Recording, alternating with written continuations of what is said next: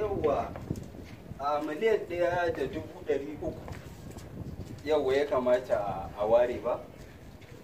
Yawwa a su kuma a ba su 200,000. To shi kenan zan kira. Alhaji, lafiya kalau? Ya gida? Ya jama'a? Lafiya lau. Yanzu yana gida na dawo daga Burtali sai aka ce mini kana nema. Warai kuwa. Yana ce to bari in yi sauri na karaso.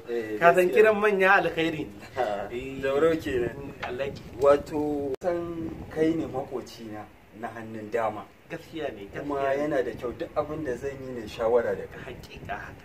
Wato akwai wani bafulatani da nake yana wani hali.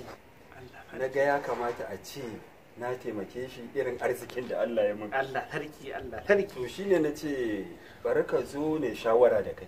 To Saboda haya da yake fama da shi, na ga ya kamata a ce in siya masa gida. Ko kuma na siya mai shanu guda 50 sai ya dinga kiwo yana ciyar da iyalinsa. To amma me shawara ka jawo? kana ji Alhaji? Kai ba fulatani ne dan uwana. Kwarai kuwa. Ko ba haka ba? Kai kuma to yanzu dai da dukkanin alama babu ma shanu. Tunda kaga kai za ka saya masa shanu ne saboda ya dinga hiyar da gidansa. Ko kuma ka saya masa gida. Ko Alhaji? Kwarai kuwa. To a shawarance Alhaji da ka saya mar gida ya bar haya. Kana saya masa gida. Ka san balin ba fulatani. Alhaji watakila ma ya tafi ya je ya kara aure yana tsaune lafiya da matarsa kullum a dinga yin fitina. Kullum fitina za a dinga yi Alhaji. In kuma ka bashi garken shanu ka ga rabin garke kenan fa guda 50. Kana bashi shanu guda 50 Alhaji ina ga aradun Allah daga ranar ya daure kafa da sharo. Kullum sai ya tafi wajen yadi kuma ya tafi wajen garaya. To yanzu jaura me abin Alhaji ni dai a shawarance in dai za a bi shawara ta Alhaji gwanda ka ɗauki naira 1,000 ka bashi ya tafi ya je yake fanni. Allah ko? Yi in yake baya so ma ko kuma ka gabe mar ba ka bashi 500. To yanzu jauro wanne za mu ɗauka a bashi 1,000 ko a bashi 500?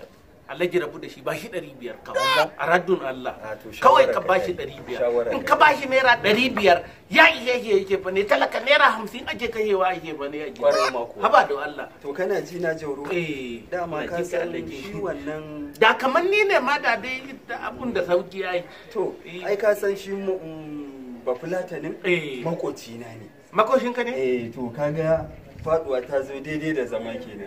Bismillah. Mai wannan ai ka riga ka zaɓo kanka jauro, kai fa na baka ka zaɓa kuma ka zaɓa.